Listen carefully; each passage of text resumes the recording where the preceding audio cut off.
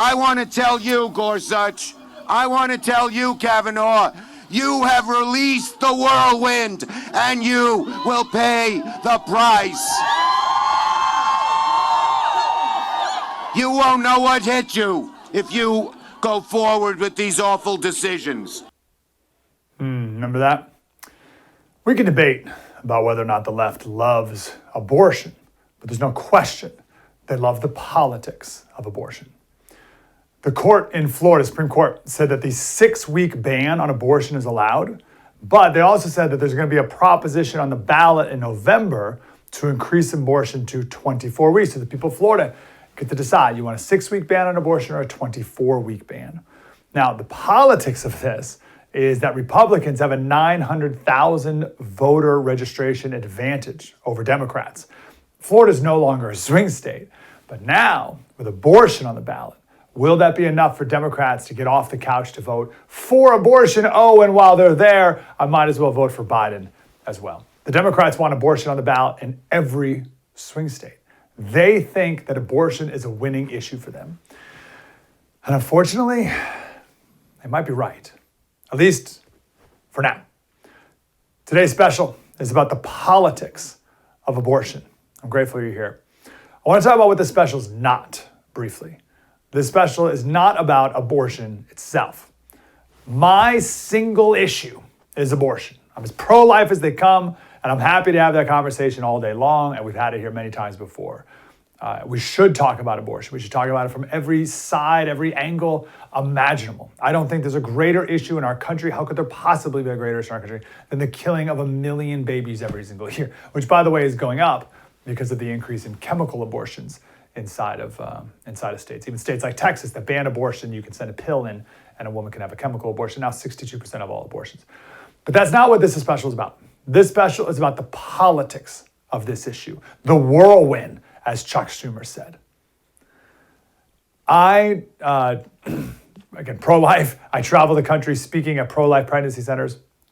I, Mike Slater, recognize that right now in this country, abortion, pro-life, I should say, politically is a losing issue. Does that make sense? And I look forward to talking to our guest today and we can really talk this out. But I think that's an accurate assessment of the current state of our political movement. Maybe that doesn't best reflect the actual sentiment of our country, but politically, like winning ballot referendums, voting for certain candidates, abortion seems to be a loser right now. And I lament that deeply, but I think that's where we are right now.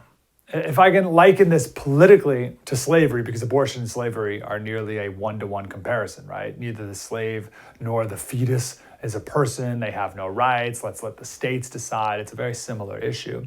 I think right now we're in the President Thomas Jefferson stage, 1806, when Jefferson told Congress, hey guys, we got to stop the slave trade.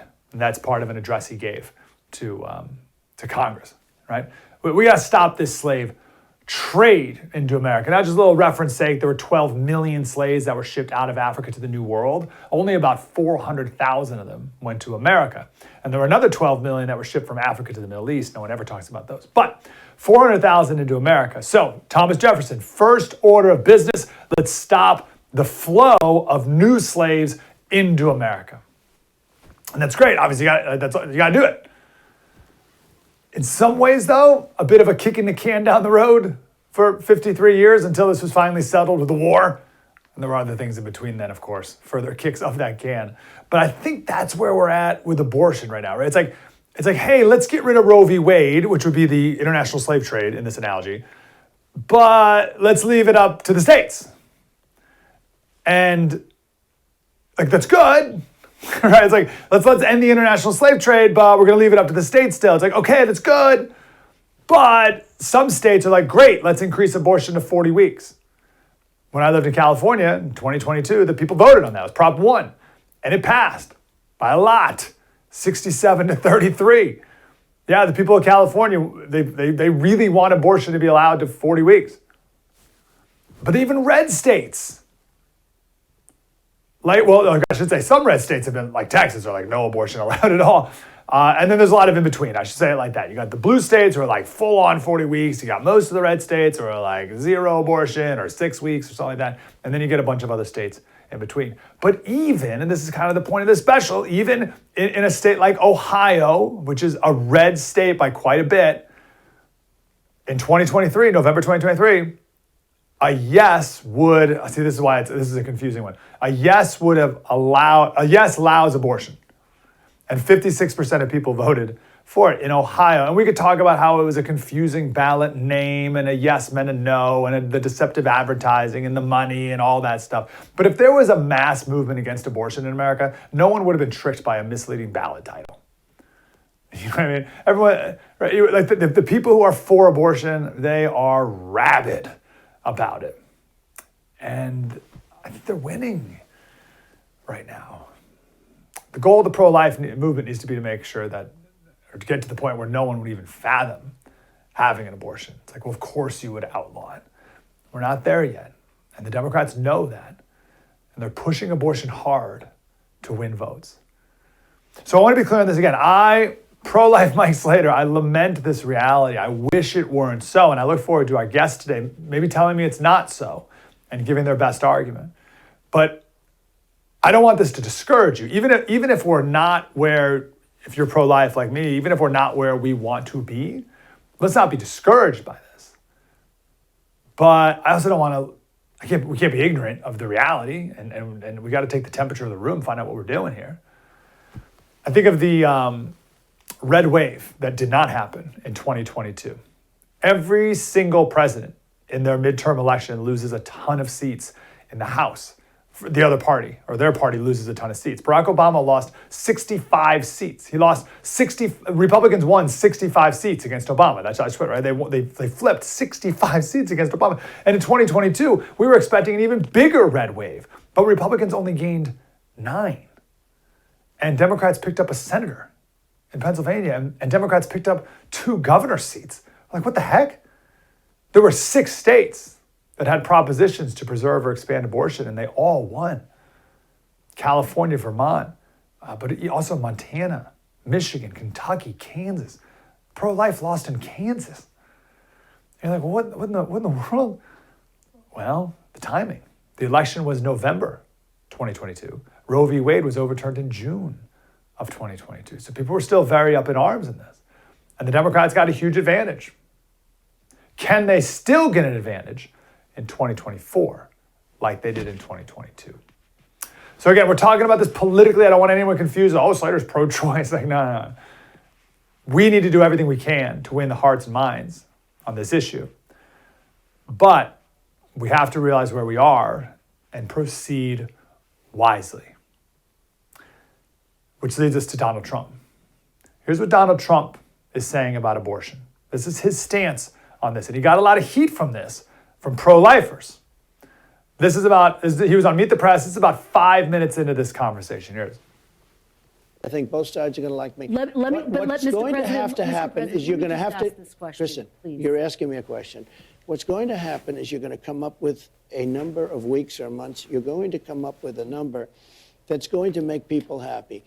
Because 92% of the Democrats don't want to see abortion after a certain period of time. if a federal ban landed on your desk, if you were reelected, would you sign it at 15 Are you weeks? talking about a complete ban? A ban at 15 weeks? Well, people are starting to think of 15 weeks. That seems to be a number that people are talking about right now. Would you sign that? I would sit down with both sides and I'd negotiate something, and we'll end up with peace on that issue for the first time in 52 years.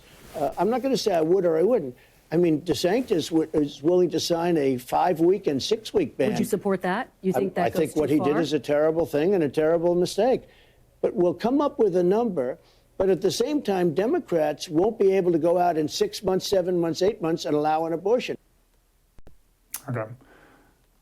Trump is all about finding a number somewhere in the middle as a federal ban, and then states can go lower than that if they want. I think that sounds pretty good. Listen, if we're up to me, no abortion anywhere ever. But it's a big country. And we're not there yet. Remember, I think we got to take what we can get. Right? Florida, you get 5 weeks. That's great. In California, they're 40. But if we have a federal stance on this, the federal government would say, all right, you can't go above 15 or whatever it is, right? We got to get this number lower than 40. Let's agree on that. And then we can move the ball even forward. Democrats are really good at incrementalization, right? You give them an inch, they'll take a mile, but they do it slowly. The frog in the boiling water whole thing. We need to do the same thing, but in the other direction. I say we get a 15-week ban, and then we go for 13, then we go for 10, then 5. And eventually we get to the point where it would be unthinkable. We don't even need a law anyway. No one would ever do it. Just like no one would own a slave, even if it was legalized tomorrow. But we got to get moving in that direction. So politically, I think Trump has the right stance on this, just knowing the temperature of the room. I think that's the best approach right now. Here's Donald Trump's advice to Republicans. They want a number. There is a number, and there's a number that's going to be agreed to. And Republicans should go out and say the following, because I think the Republicans speak very inarticulately about this subject. I watched some of them without the exceptions, et cetera, et cetera. I said, other than certain parts of the country, you're not going to win on this issue, but you will win on this issue when you come up with the right number of weeks, because Democrats don't want to be radical on the issue. Most of them, some do. They don't want to be radical on the issue. They don't want to kill a baby in the 7th month or the 9th month or after birth. And they're allowed to do that, and you can't do that. Yeah, I think that's right. I think that calculus is right. It's pretty wild, actually. The left says that Trump is so extreme on everything. Trump's actually extremely moderate on many issues. The left thinks it's amazing that anyone would vote for such an extremist. But what's more accurate is it's fascinating that an extremist like me on abortion would still vote for Trump the moderate. Because on abortion, he's very moderate. And I think right now in 2024, I think that's the winning ticket as long as we're moving still in that pro-life direction. It's better than a vote for Biden, which is certainly a move in the other direction, no question about that. That's my political calculus right now. We'll see what our guests think today about this issue. Abby Johnson coming up next right here on The First TV.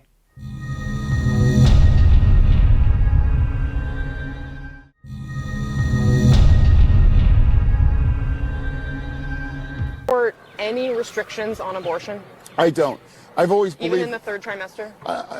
I believe that choice is between a woman, her doctor, and a God if she prays to one. You would veto any law with any limit on abortion? I would veto any additional restrictions on abortion that are sent to my desk as governor, yes. Where it's obvious that a woman is about to give birth, she has physical signs that she is about to give a birth. Would that still be a point at which she could request an abortion if she was so certified? My bill would allow that, yes. If a mother is in labor, I can tell you exactly what would happen. The infant would be delivered. The infant would be kept comfortable. The infant would be resuscitated if that's what the mother and the family desired. And then a discussion would ensue between the physicians and the mothers. Okay, so that's the extremist stance by many Democrats in power. And Donald Trump's argument was that he made a moment ago, is that that's not what most people believe. So if you vote for those people, you're going to get that level of extreme. Always an honor to talk to Abby Johnson, former director of a Planned Parenthood. She's now a pro-life advocate, one of the reasons why I've boldly entered into this space as well. She's been a huge inspiration to me. She's the CEO of the Then There Were None ministry, and you can watch the movie about her life, Unplanned. If you haven't seen that yet, watch it. If you've seen it already, watch it again. Abby, how are you? I'm doing well. Thank you so much for having me on.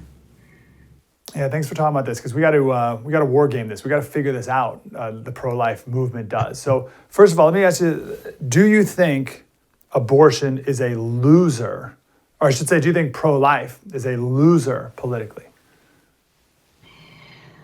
So I don't think that being pro-life, I don't think that abortion is a losing political game. I do think, though, that the way that we talk about abortion is important. And I'm not sure that the way that the pro-life movement has been talking about abortion has been the most effective way to talk about this issue. And I think that that's something that's going to really have to be rectified, because the pro-life movement has essentially allowed the pro-abortion movement to narrate this entire conversation, right? So the abortion industry, they're not actually selling abortion, not anymore. They have co-opted the narrative, and now they are selling freedom. And so it's really not about abortion anymore. So now they are telling people that they are the ones that they're selling freedom to women, that the pro-life movement is about enslaving women, that we are trying to take freedom away from women.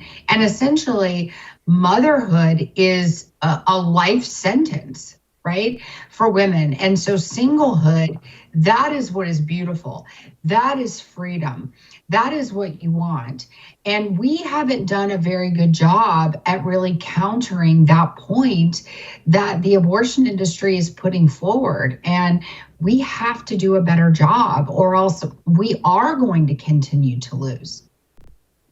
Okay, it's perfectly analyzed. So what's the next step? What would you recommend pro-lifers do differently? And maybe there's even some nuance of how you speak about pro-life to an individual person, to a woman in a crisis pregnancy, to someone who had. There's all these different conversations to be had, but big picture, big political sense. How would you recommend pro-lifers speak about this issue?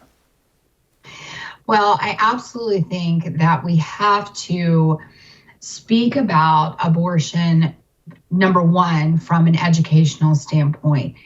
We have an entire generation of people, I would say a couple generations of people, who really don't even know what abortion is. And one of the reasons for that is because the secular media has done a really great job of keeping the preborn person hidden, and has done a really great job of keeping the truth about abortion hidden. And so I think that the pro-life movement needs to do a really great job of explaining the person in the womb without any sort of over-exaggerated rhetoric, right? And we need to do a good job of explaining what abortion is without that over-exaggerated rhetoric. Abortion is bad enough on its own. Okay, so we don't have to, exaggerate and make it worse than it is. It's already bad enough on its own. But I think there's a lot of people that don't really know what abortion is in the first place. I'll give you a good example of this. I'm sure you remember just a few months ago when that woman from Texas, Kate Cox, she wanted to have an abortion in the state of Texas with her child who had trisomy. And she was fighting for the right to kill her child in the state of Texas. Well, she couldn't do it in the state. And she petitioned some judges she petitioned a judge in the state of Texas. This was an activist judge who said, yes, okay, you can kill your baby here in the state of Texas.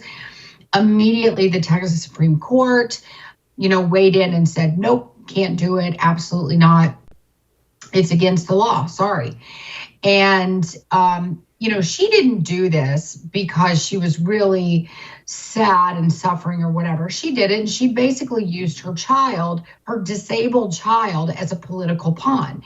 That should disgust everyone, okay? But it didn't. And here was the problem. I did a ton of media surrounding that case. And even the pro-life media that I did, everybody was talking about Kate Cox. Everybody was talking about this poor woman who, she's suffering this, oh my gosh, she can't get the abortion that, she wants, and blah, blah, blah. Nobody talked about what was going to happen to the child in the womb. This was now a 21-week-old child in the womb that was going to be murdered.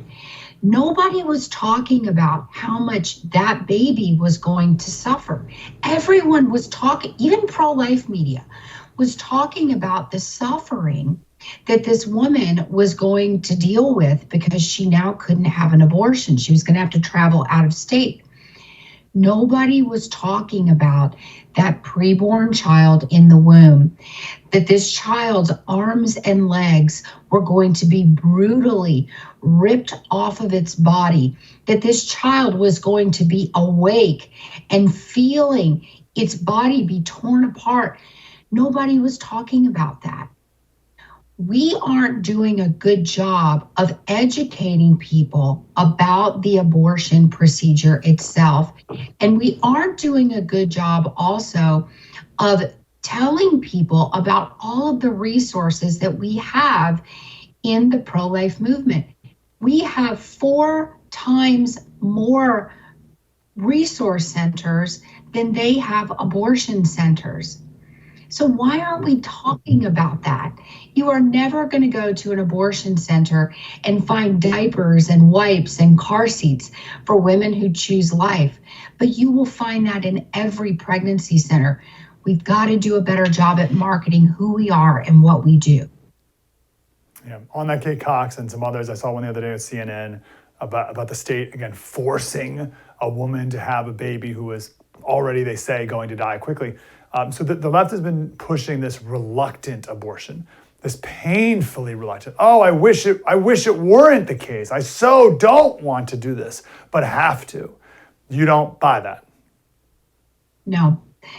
No, I don't. I think that there was a point in time, in decades ago, okay, in the 60s and before, and in the 70s probably, and maybe in the early 80s, where women, they probably didn't really know what was going on. We didn't even call it abortion back then. The doctors called it menstrual extraction. A lot of women, they weren't even fully aware that they were pregnant sometimes. And doctors would say, I've heard this story from women, doctors would say, oh, we're going to do a procedure to bring your period back. And these women didn't even really understand that they were pregnant. They didn't understand that they were having an abortion. I think this was before the age of ultrasound, where ultrasound was available. I was born in 1980. My mom did not have an ultrasound with me. People didn't really know what was going on inside the womb, right? But now we know. And I think the pro-life movement has done everyone really a disservice by treating every woman who has an abortion as a victim. Look, I've had 2 abortions in my life. I was not a victim either time. Was I receiving some pressure from my boyfriend to have an abortion? Yeah, but ultimately it was my choice to put my body on that table and kill my children. So we're kind of talking out of both sides of our mouth. On one hand, we're saying women are strong and empowered and we can do anything and we can overcome any challenge that comes in front of us. And on the other hand, we're also saying women are victims and so sad, and we're so, oh my gosh, we can't figure out which way is up or down, and that's why women are having abortions. Well, which one is it? Because it can be both. And I choose to believe, because I am a woman and I am a strong woman, I'm an educated woman, I choose to believe that women are strong and they are tough enough to overcome these barriers and these challenges. They are strong enough to be whatever kind of mom that they choose to be. Why do, we only got about 3 minutes. We got 2 more questions. Why, for the most part, and everyone's different, but why do women get abortions today? Convenience. Almost 100% convenience. We have women call us that say, I need an abortion because I don't want to get stretch marks. I need an abortion because I have plans for spring break and I want to be able to drink and live my best life. I don't want to be a single mom. My boyfriend just ran out on me. It's convenience almost every single time. These situations of, oh, I have a medical condition. Oh, I was raped. It's about 1%. 99% is just strictly convenience. What is your message to women who have had an abortion, who maybe feel like because of that, they have to be pro-choice now? I don't want to be a hypocrite. I got it. I want to give it to, I want that opportunity to be available to other people. Even if I do regret it, even if I do have shame about it, I feel like I can't be pro-life now. What's your message to those women and men who are a part of that? Yeah, I mean, a lot of times, pro-abortion people will say, oh, you're a hypocrite. You utilize the choice twice. Now you're trying to take it away from women. Well, my answer to that is when you know better, you do better. And that is the answer to every mistake we've ever made. You don't want to repeat the same mistakes. Once you realize they're mistakes, you turn away from them. And, we serve an amazing God. We serve an amazing creator. He does not want us to live in shame and condemnation. He does not shame and condemn us once we turn away from our sin. And he doesn't want us to then in turn condemn ourselves. And so if you don't know the Lord, if you don't know his forgiveness, if you don't know who he is, I would say, look him up. He has amazing grace for us, and he's a very good God. Abby Johnson, former Planned Parenthood director, CEO. Then There Were None, and the movie is Unplanned. Where would you like to forward people to learn more about you and everything you're doing? Yeah, so my website is abbyj.com. They can find out about my ministries, my podcast, the film, my books, everything there. Okay, what was it? Then There Were None. So my website is just abbyj.com, and the ministry website is abortionworker.com. Okay, beautiful. Abby Johnson, great to talk to you, Abby. Thank you so much. Thank you. Please keep it up. We'll continue talking about the politics of this issue. Coming up next, Mike Slater, The First TV. Spread the word.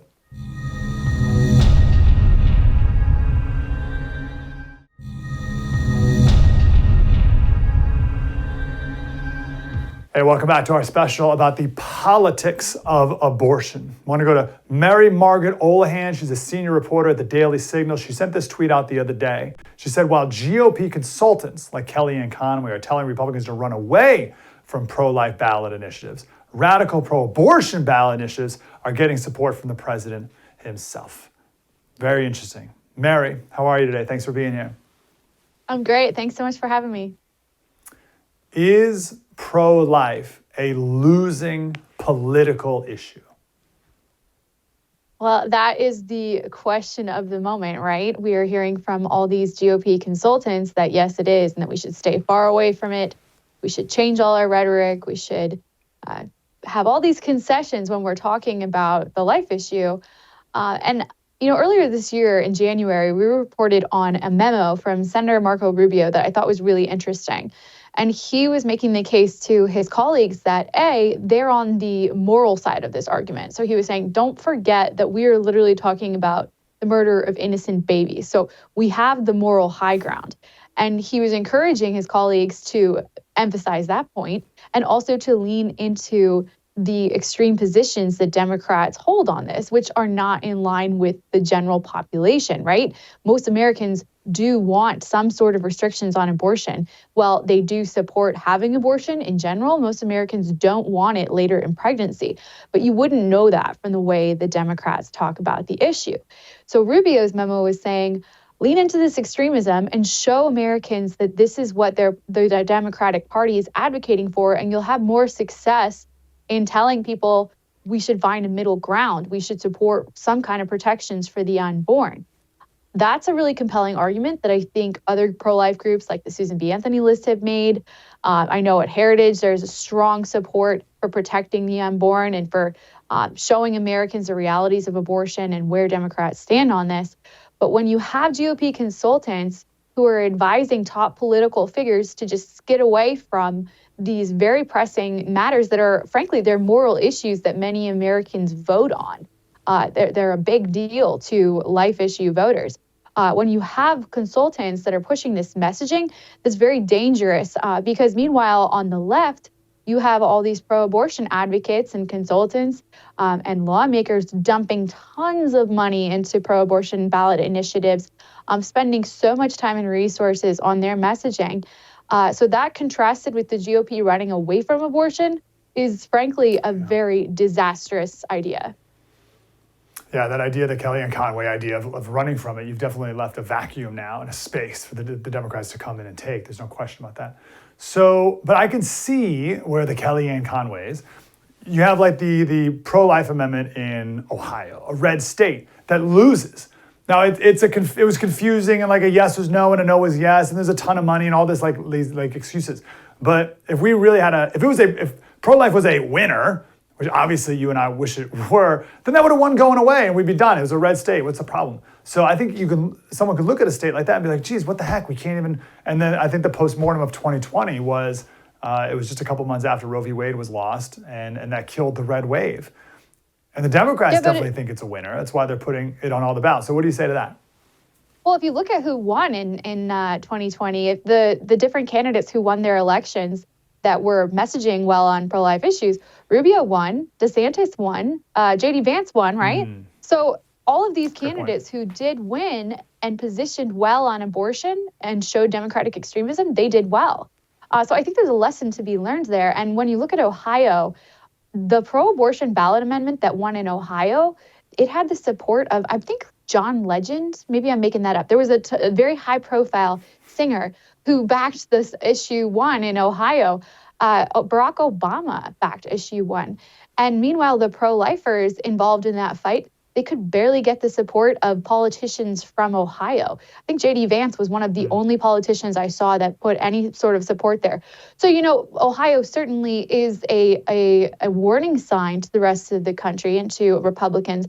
But I think it's also a lesson that when Republicans don't back these measures, they're not going to go well. And when Democrats pour all their resources in, then they will. And I think that the life advocates were a little bit left to flounder for themselves in that situation.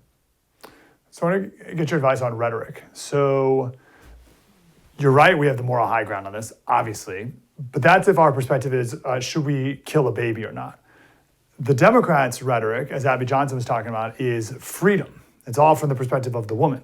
And the woman needs to be free to make decisions, but also free to live her life how she wants. And you, Mary, and me, mean man, we want to force. We want to enslave. How do you beat that rhetoric? Because freedom obviously is something that polls well.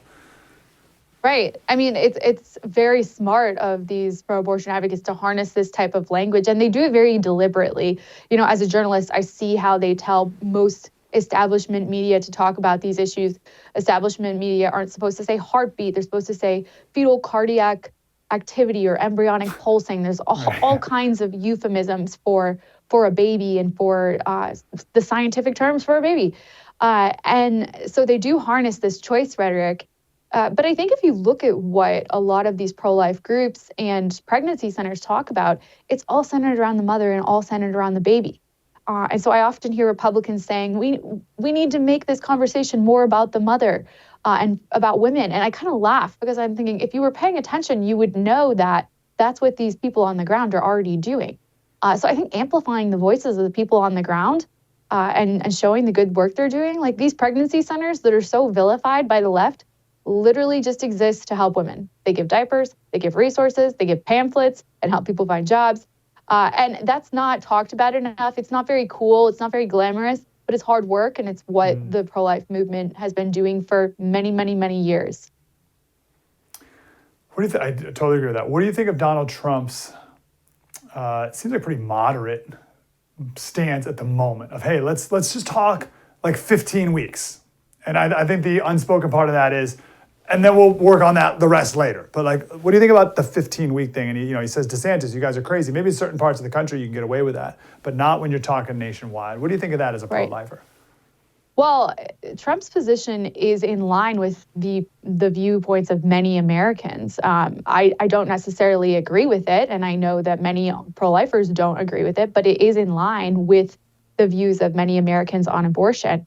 And so I think that is a tactical move on his part to find a middle ground solution to an issue that is definitely been concerning him and as we've been talking about, concerning many Republicans. Now, I do know many pro-lifers would hope that when he got into office, he would take that further and would want to ensure that the unborn were protected earlier in pregnancy, since 15 weeks is when babies can feel pain.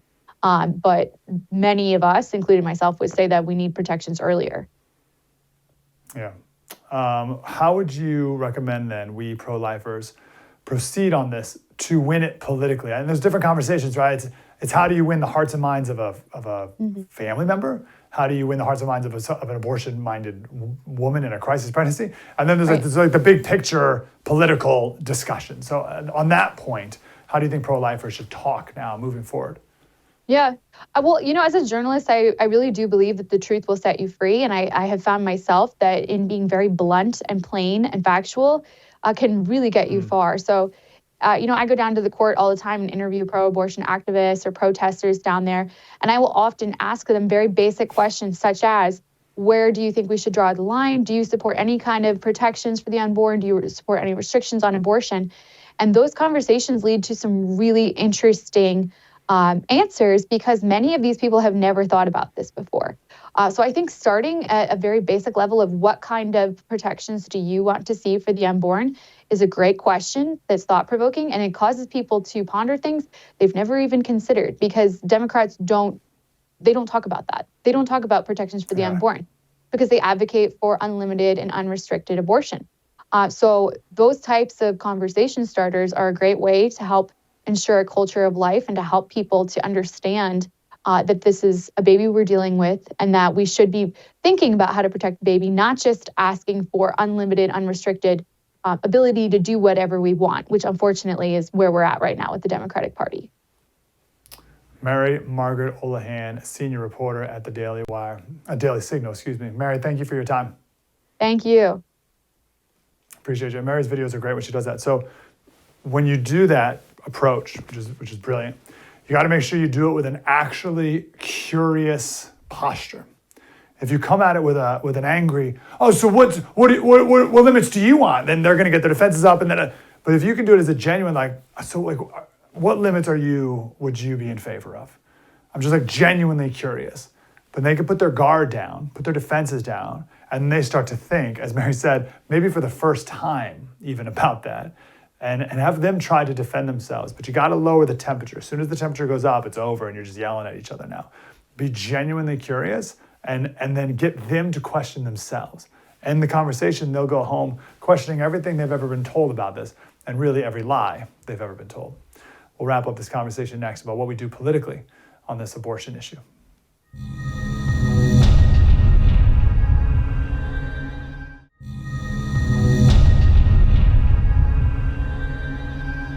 Thanks for being a part of today's special today. This is huge. The election could come down to this. Right next to election integrity, this is it. And listen, I don't care. I hope you got none of this wrong. I don't care if pro-life right now is a political loser. It's the right call, and that's the end of it. It's so funny.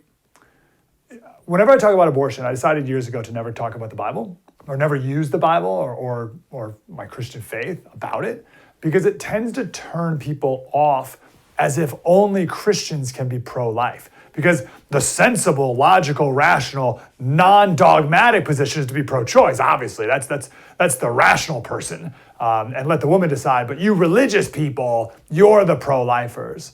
And it's we can justify pro-life without quoting scripture. It's actually the rational perspective. Let me combine a little bit of that. We've talked a lot on my radio show in particular lately about the state of chaos that we're living in right now. Confusion and chaos. People are confused about everything. People are confused about what gender they are. People can't define what a woman is. We don't have borders. Crime, forget about crime. People can be arrested 21 times and then be let free to shoot a police officer. It's a time of chaos. Mental health all-time low. Kids are hurt more than anyone. Broken families. Kids going to schools where no one can read. It's a mess, and we know it. So it's just chaos, and I want to get back to basics. And the very first basic of them all is God creating order out of chaos. It's Genesis 1:1. In the beginning, right? In the beginning. God created the heavens and the earth. The earth was without form and void. Darkness laid over the face of the deep. But God said, let there be light, and there was light. So we had chaos, and God made order out of it. And our job is to continue to make order in God's creation. That's why we love beautiful artwork, because someone made order out of chaos. You look at their palette with a bunch of paint all over it. It's chaos. But then they make a beautiful painting out of it, and it's it's order. It's like, wow, how'd you do that? A chunk of marble, it's just chaos. And then Michelangelo turns it into Pieta, and it's beautiful. How'd you do that? It's creating order out of chaos. It's true with families. It's not poverty. Poverty doesn't cause crime. Poverty doesn't cause problems in kids. It's disorder. It's chaos, dysfunction, instability. That's what causes crime. You could have a very rich family, be very unstable, and it's bad for kids. You could have a very poor family that's very stable, and it's fine for kids. It's not the money, it's order. And God is a God of order. You plant an apple seed, you get an apple tree. The other day we had the vernal equinox, right? When the southern and northern hemispheres have the exact same amount of light. But the point is, we can pinpoint exactly when that happens. We got that eclipse, right? We know exactly when the next eclipse is going to happen. In North America, it's 2049 or 4 or something. We know exactly when it is. The planets orbiting around the sun and around everything. It's not chaotic. Could you imagine? Could you imagine if the planets were just bouncing all over the solar system? No, everything's constant and the same and predictable. The symphony that is your human body, it's an absolute miracle. It's all order. But with sin comes disorder and chaos and confusion and deception and pain. And abortion is part of that chaos. Someone called into the radio show the other day. We were talking about something really deep for 2 hours on the radio. And some woman called into the end and she said, "Oh, Slater, what happens when you live apart from God's design?" I was like, oh, that's it. Like you just summed that up perfectly. We need to be pro-life because we need to make order amidst chaos. And a woman who's in a crisis pregnancy, it's a lot of chaos there. But we can bring order to it. And I think that's the most beautiful thing. Final point, we touched on this a bit with Abby. If you've ever had an abortion, please don't feel like you have to now be pro-choice because you had an abortion. If you had an abortion, let me flip it. That's all the more reason to be pro-life now and to help other people and to save other lives. A lot of abortion advocates are either silent on the issue because they were a part of an abortion, or maybe they feel shame or whatever. They don't want to be a hypocrite if they deny to other people what they did themselves, or some are taking that pain and like leaning into it and being like, abortion's amazing, right? Be pro-life. You can be pro-life. In fact, please be pro-life, because you can speak of the true consequences of abortion when other people aren't. Your story can help someone else make a better choice and truly save a life. And your pain can be used for good. 2 Corinthians 1:4 says, it's talking about God who comforts us in all of our affliction, so that we may be able to comfort those who are in any affliction with the comfort of God, which we ourselves are comforted by God, right? So you went through a terrible thing, a painful thing, and made a bad choice. You have the opportunity to comfort others in their moment of need. You think because you had an abortion, you can't speak on this issue, or you shouldn't. No. You're more qualified than anyone to speak on this issue and save a life. So if I may, please don't let this opportunity pass. Please look for your nearest pro-life pregnancy center. There's a bunch near you, and go support them and speak to people who desperately need you. Mike Slater, The First TV. Spread the word.